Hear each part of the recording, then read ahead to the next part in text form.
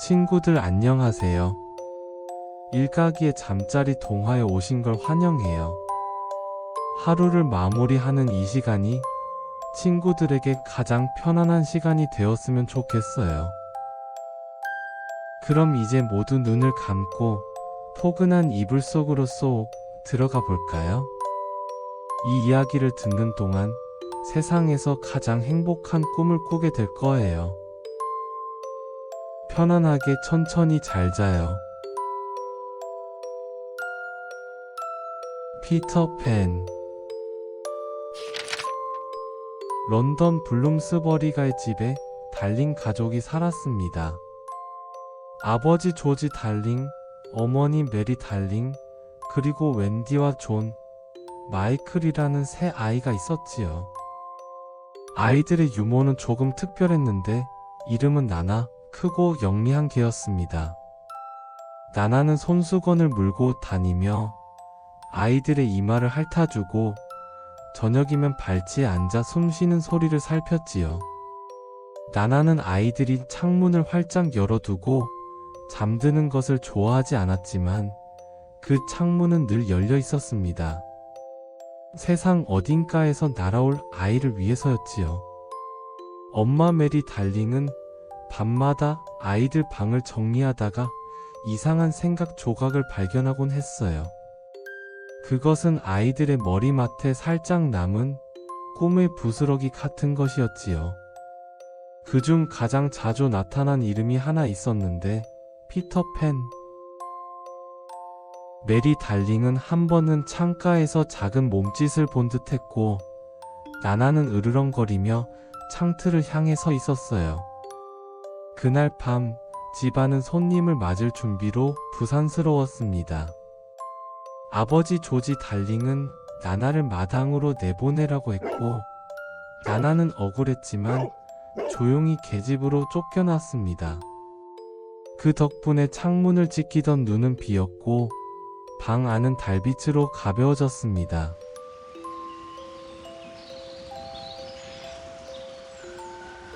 어느 날 저녁 엄마와 아빠가 외출하고 잠든 아이들의 방 창문이 소리 없이 열렸지요. 한 소년이 방 안으로 날아 들어왔습니다. 그는 온통 나뭇잎으로 감싸여 있었고 그 뒤로는 반딧불보다도 작은 눈부시게 빛나는 불빛이 따라다녔습니다. 소년은 바로 피터팬이었고 빛은 피터팬의 요정 팅커벨이었습니다.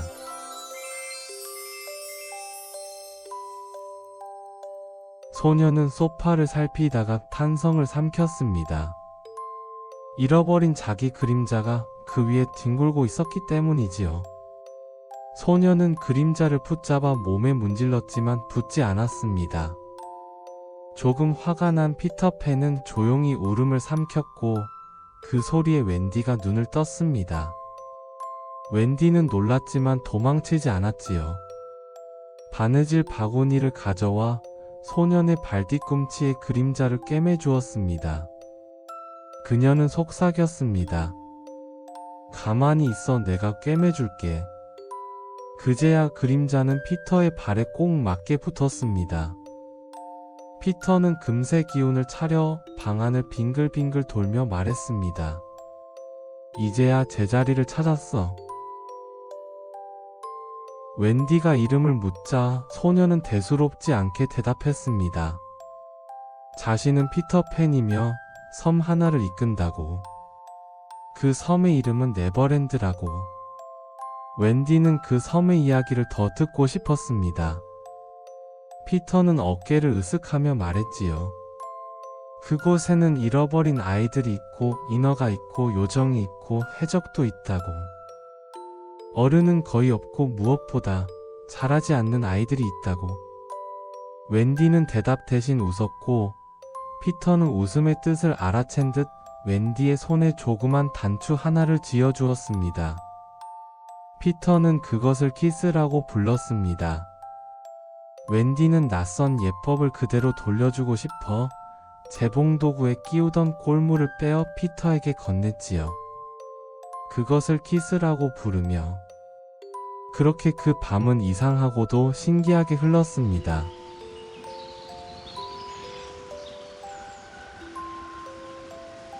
다음날 밤 피터가 다시 왔습니다. 이번에는 요정 가루를 들고 말이지요. 피터는 웃으며 말했습니다. 웬디, 나랑 같이 가지 않을래? 네버랜드로. 웬디의 눈은 호기심으로 빛났습니다. 존과 마이클 역시 눈을 반짝이며 물었지요. 네버랜드? 그게 어디야? 피터는 대답했습니다. 두 번째 별 오른쪽, 그리고 아침까지 쭉 가면 돼. 그는 아이들에게 하늘을 나는 방법을 알려주었습니다. 필요한 것은 두 가지, 요정가루와 행복한 생각. 팅커벨이 반짝이는 요정가루를 뿌리자 아이들의 몸이 한 뼘 떠올랐습니다. 웬디는 엄마와 아빠가 웃던 얼굴을, 존은 해적을 이기는 장면을, 마이클은 따뜻한 우유를 떠올렸습니다. 새 아이는 가볍게 창문을 넘어섰어요. 창문을 넘어 런던의 밤하늘로 솟구쳐 오르자 집들이 장난감처럼 작게 보였습니다. 웬디는 아래에 있는 런던 시내를 내려다보며 감탄했습니다. 반짝이는 가로등 불빛이 마치 보석처럼 빛났지요. 마이클과 존은 멀리서 들려오는 종소리와 바람 소리에 귀 기울였습니다. 그렇게 피터와 아이들은 별빛을 따라 네버랜드로 향했습니다.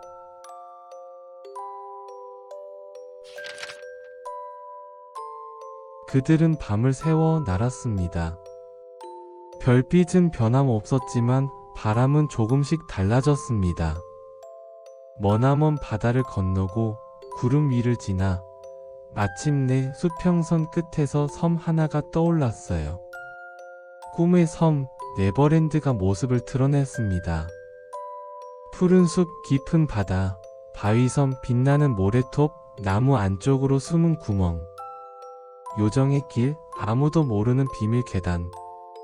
그곳은 온갖 신비로운 생명체가 가득한 곳이었지요. 요정과 인어, 그리고 바다에는 해적선이 떠있고 인디언들이 사는 숲이 있었습니다. 그곳에는 피터팬의 친구들이 살고 있었는데 그들은 잃어버린 아이들이라 불렸습니다. 피터팬이 보살펴 주었던 아이들이었죠. 그들은 피터팬과 함께 나무 위에 지은 아지트에서 살았습니다. 하지만 네버랜드에는 무서운 적도 있었습니다. 바로 후크 선장이었죠. 피터팬과의 싸움에서 한쪽 손을 잃고 그 자리에 갈고리를 단 해적 두목이었습니다. 후크 선장은 잃어버린 손을 먹어버린 악어에게 시달리고 있었습니다. 악어는 손과 함께 시계를 삼켰고 그 시계 소리가 째깍거리며 후크 선장의 공포를 끊임없이 자극했지요.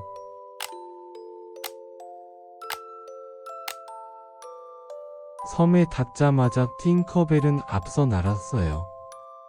그녀는 웬디를 질투했습니다. 요정의 질투는 작지만 날카로웠지요.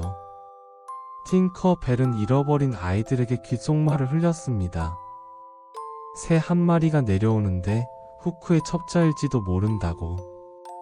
웬디가 먼저 내려올 때 소년 중 하나, 투틀스가 화살을 쏘았어요. 웬디는 조용히 쓰러졌습니다. 아이들이 몰려들었지요. 피터는 놀라서 웬디의 몸을 확인했습니다. 피터가 주었던 키스, 그 작은 단추에 화살촉이 멈춰 있었지요. 웬디는 눈을 떴고 아이들은 무릎을 꿇고 미안하다고 중얼거렸습니다. 그날 저녁 아이들은 웬디가 춥지 않도록 작은 집을 지었습니다. 나뭇잎으로 지붕을 얹고 조그만 창문을 내고 문 위에 이름을 적었지요. 웬디의 집. 그날 이후 웬디는 아이들의 엄마가 되었습니다. 세탁을 하는 흉내를 내고 구멍난 옷을 끼워주고 밤이면 옛집 이야기를 들려주었습니다. 아이들은 그 이야기를 가장 좋아했지요. 집에는 아버지와 어머니가 있고, 나나라는 게 유모가 있고, 난로 앞엔 티포트가 있고, 창문은 늘 열려 있다는 이야기. 아이들은 가끔 고개를 숙이고 손등으로 눈물을 훔쳤습니다.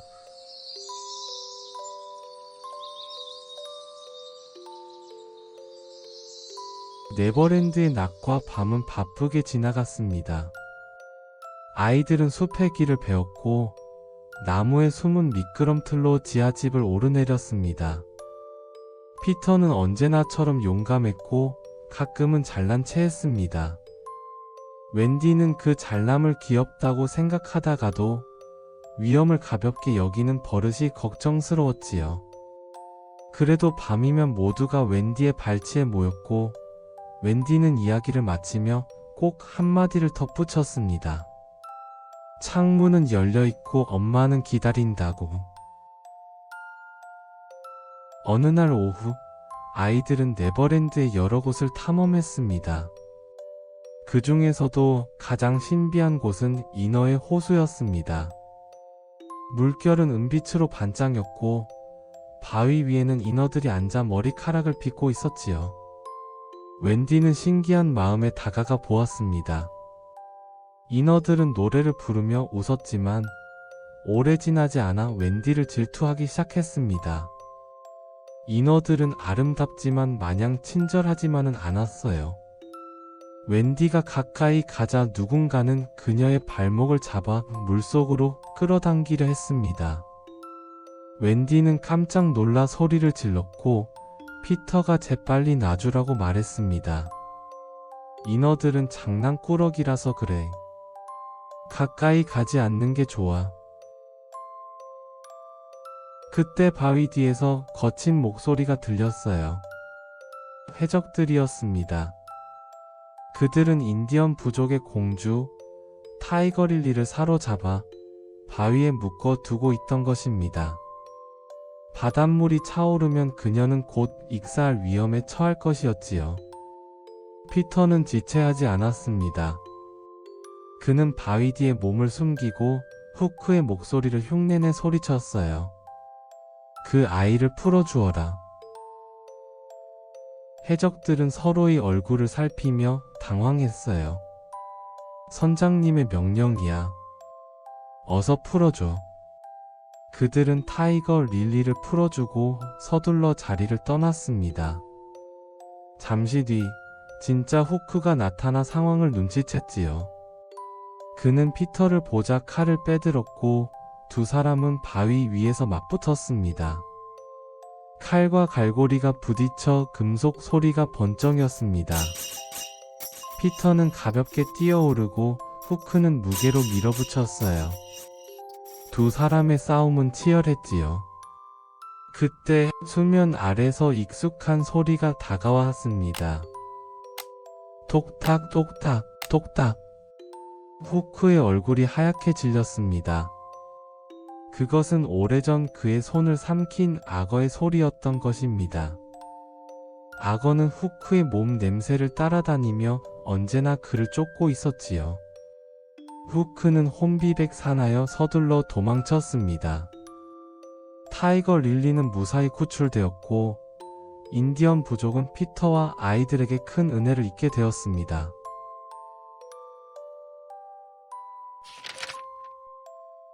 그러나 후크는 물러서지 않았습니다.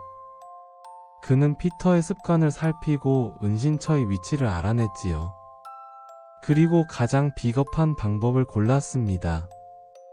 피터가 밤마다 마시는 약을 독으로 바꾸어 놓은 것이었지요. 후크는 반지에 든 독을 한 방울 떨어뜨렸습니다. 이 모습을 팅커벨이 눈치챘어요. 피터가 병을 들자 요정은 몸으로 병을 막았습니다. 피터는 고개를 저었어요. 안 돼, 그건 내 약이야. 팅커벨은 머리를 세차게 흔들었습니다.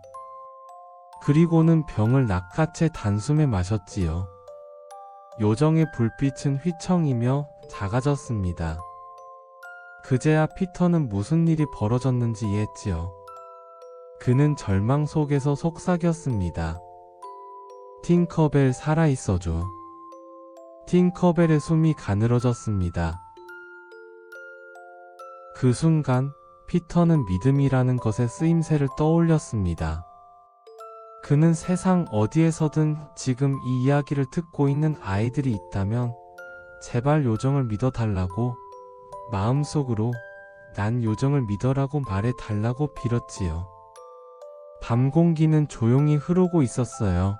어딘가에서 또 어딘가에서 작은 목소리들이 대답해 주었지요. 그러자 팅커벨의 불빛이 다시 깜빡였고 그 빛은 점점 커져갔어요. 요정은 다시 살아났습니다. 피터는 안도의 숨을 쉬고 이제 할 일을 떠올렸습니다. 해적선. 그날 밤 해적들은 지하집 입구를 덮쳤습니다. 웬디와 잃어버린 아이들 그리고 존과 마이클은 줄지어 끌려가 배에 갇혔지요. 후크는 갑판에서 이들을 세워놓고 말했어요. 어른이 되는 건 어차피 지루하니 해적이 되어볼 생각이 없느냐. 웬디는 대답했어요. 어머니에게 돌아갈 거야. 후크는 어깨를 으쓱해하며 말했습니다. 그렇다면 이 선반 위를 걸어 바다로 들어가 봐라. 배 아래 어둠은 깊었고 눈을 질끈 감은 아이들은 서로의 손을 꼭 잡았습니다.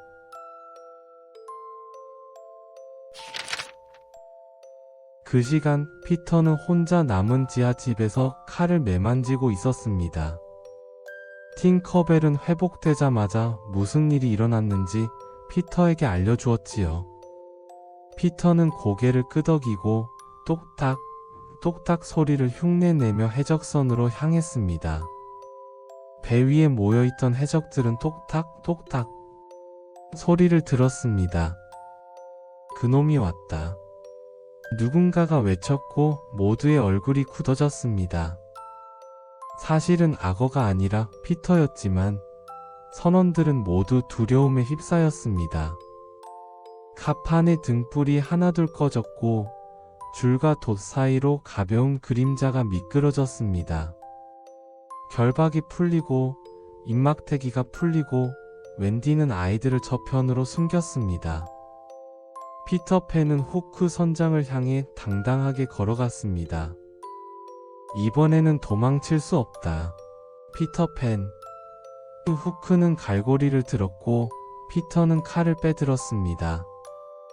피터팬과 후크 선장의 결투가 시작되었습니다. 한 번은 후크가 밀어붙였고 또 한 번은 피터가 날아올랐어요. 피터팬은 후크 선장의 덩치를 이용해 배 이쪽 저쪽을 날아다니며 그를 괴롭혔습니다. 후크 선장은 점차 균형을 잃었지요. 마침내 그는 배의 난간 끝에 몰리게 되었습니다. 그때 물 아래서 다시 똑딱똑딱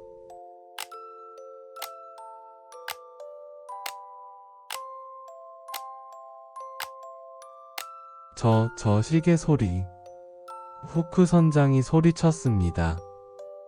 바로 그때 그를 쫓아다니던 악어가 커다란 입을 쩍 벌리고 나타났습니다. 후크 선장은 그만 악어의 입속으로 떨어졌어요. 아이들은 환호했습니다. 피터팬은 아이들을 구출했고 배는 이제 아이들의 것이 되었습니다.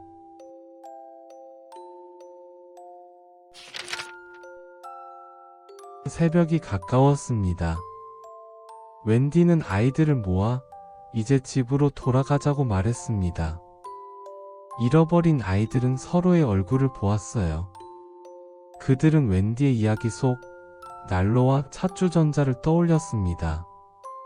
모두 가겠다고 했지요. 하나만 빼고. 피터는 고개를 저었습니다.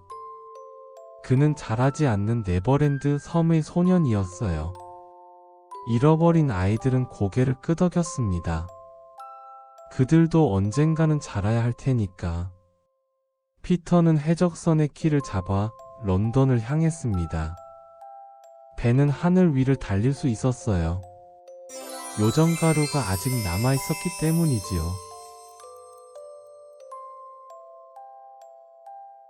집에서는 아버지 조지 달링이 긴 시간을 후회로 보내고 있었습니다. 어머니 메리 달링은 매일 밤 창문을 열어두었어요. 그때 그 창문 밖으로 배가 나타났습니다. 그리고 그 배에서 아이들이 내려왔지요. 웬디와 존과 마이클은 부모의 품에 안겼습니다. 잃어버린 아이들은 문간에 줄지어 서서 정중하게 인사를 했습니다. 그날 밤 집은 아이들의 소리로 가득 찼습니다. 울음과 웃음, 그리고 접시 부딪히는 소리까지. 잃어버린 소년들은 달링 가족의 집에 머물게 되었습니다. 그들은 곧 학교에도 가고 새 이름도 얻고 길을 건널 때는 손을 드는 법도 배웠습니다. 나나는 예전처럼 바쁘게 꼬리를 흔들고 다녔지요. 그리고 한동안 피터는 보이지 않았습니다. 그러다 어느 봄날 밤 창문이 살짝 열렸습니다. 웬디는 벌떡 일어나 창밖을 보았지요. 피터였습니다. 그는 변한 게 없었어요. 웬디만 달라졌습니다. 웬디는 자라 있었어요. 웬디가 말했습니다. 이제 하늘을 나는 대신 내 방을 정리해야 할 때라고. 그래도 봄마다 너의 방을 청소해 줄 수는 있다고. 피터는 그 말을 이해하지 못했습니다. 그는 시계를 가지지 않았고 봄과 겨울을 구분하지도 않았거든요. 그에게 있는 건 지금뿐이었습니다.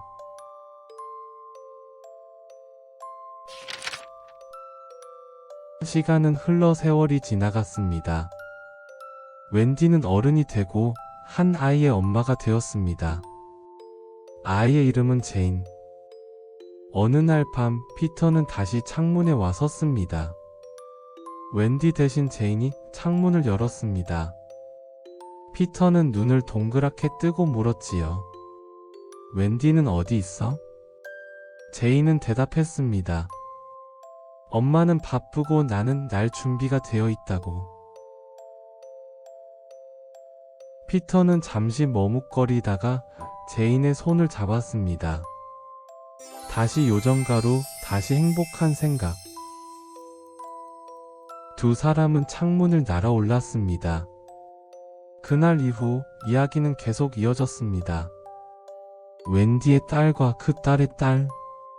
이름은 바뀌고 머리 모양도 달라졌지만 봄밤의 창문은 변하지 않았습니다. 언제나 한 번쯤은 열려 있었고 별은 언제나 제자리에 있었습니다.